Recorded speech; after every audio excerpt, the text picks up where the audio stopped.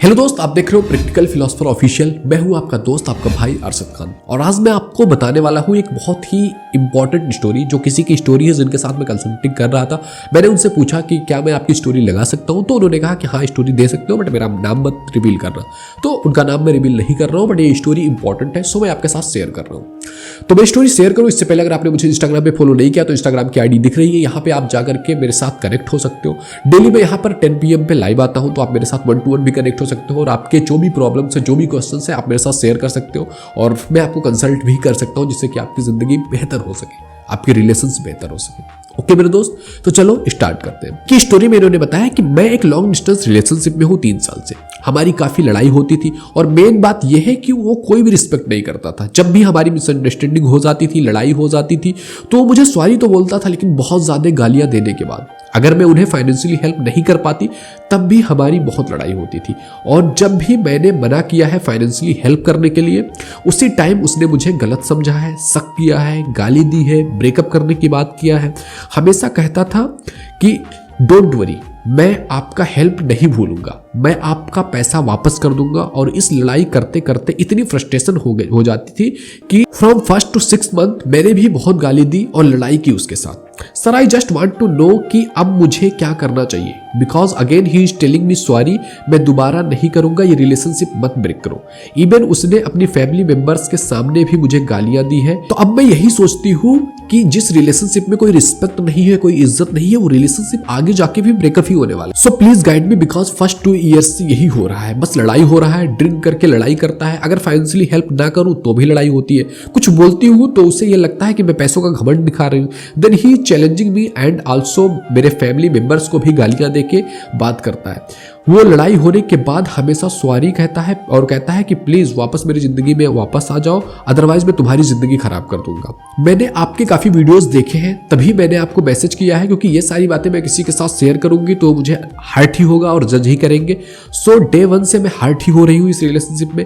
Opposite इंसान के लिए इतना कुछ करने के बाद भी मुझे कभी भी रिस्पेक्ट नहीं मिला। गुस्सा भी वो बहुत गंदी करता है, मतलब बहुत गंदे लेवल पर वो चला जाता है। वो रिस्पेक्ट तो कभी नहीं किया है पूरी अभी तक, जितना भी हमारा रिलेशनशिप रहा है, मैं हर समय रोती ही रही हूँ। और अभी भी वो बस यही बात बोल रहा है कि मैं सब ठीक कर दूंगा, तुम बस रिलेशनशिप में मत जाओ, मैं कोई भी गलत काम नहीं करूंगा। और बस 2 सालों से यही चीजें चल रही है। एंड उसका मेजर इशू यही है कि वो खुद पे डिपेंडेंट नहीं है। मैं यही सोचती हूँ कि अगर वो मेरे साथ सीरियस भी है तो उसे कुछ ना कुछ तो काम करना चाहिए, उसको फाइनेंशियल लेवल पर कुछ ना कुछ तो अपने लिए काम करना चाहिए। मुझे ना दे, लेकिन अपनी फैमिली को लिए तो उसको काम करना जरूरी है। अगर जो इंसान अपनी फैमिली की रिस्पॉन्सिबिलिटीज नहीं ले सकता, वो मेरी रिस्पॉन्सिबिलिटी क्या लेगा। हमेशा मुझे ये सुनाता रहता है कि आप तो काम कर ही रही हो, आपके पापा के पास इतना पैसा है, शादी के बाद कोई प्रॉब्लम हुआ तो आपके पापा से हेल्प ले लेंगे। तो मुझे ना ये सारी बातें बहुत अजीब लगी। मैंने उसको लाखों में पैसे दे दिया है, लेकिन पैसे देने के पहले ना पैसे देने के बाद कोई भी रिस्पेक्ट आज तक मुझे मिला ही नहीं है। वो हमेशा बोलता है कि मैं तेरे पैसे वापस कर दूंगा, लेकिन आज तक 10% भी कभी वापस नहीं किया हुआ है। और अब मेरी सिचुएशन ऐसी है कि मैं पूरी तरह से डिप्रेशन में हूं और मुझे कोई पैसा नहीं चाहिए, बस रिलेशनशिप ही नहीं चाहिए, क्योंकि रिस्पेक्ट नहीं है। इतनी हेल्प करने के बाद, अपनी सेल्फ रिस्पेक्ट गिराने के बाद, गालियां खाने के बाद, अपनी फैमिली को गालियां सुनवाने के बाद, फिर भी उसे मेरी कोई कदर नहीं है। अब मैं क्या करूं, मुझे क्या करना चाहिए।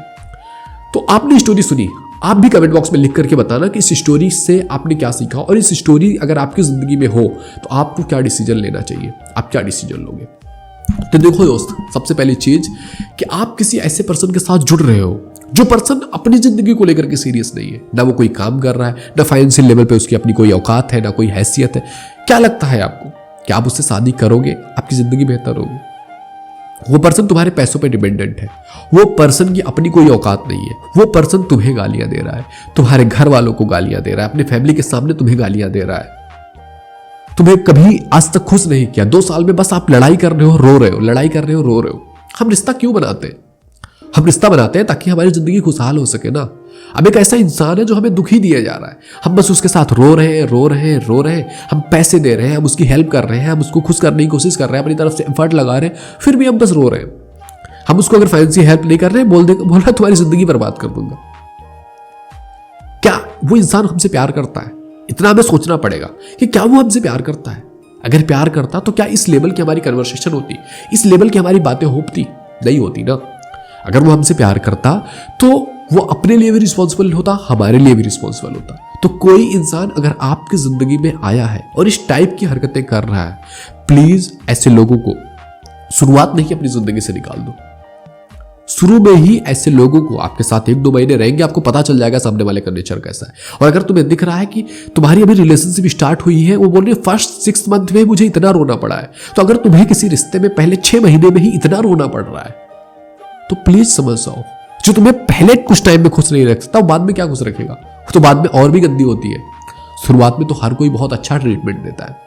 तो प्लीज समझो, अगर इस तरीके का रिलेशनशिप तुम्हारी जिंदगी में आ रहा है जो बस तुम्हारे फाइनेंशियल सिचुएशन की वजह से, तुम्हें फाइनेंशियली तुम हेल्प करती हो या करते हो तो इस वजह से सामने वाला पर्सन आपके साथ रुका हुआ है, प्लीज छोड़ो ऐसे लोगों को। उनके पीछे भाग करके अपने इमोशंस, अपनी इज्जत, अपने सेल्फ रिस्पेक्ट, अपने ओहदे को, अपने आप को, अपने सेल्फ स्ट्रीम को मत गिराओ प्लीज।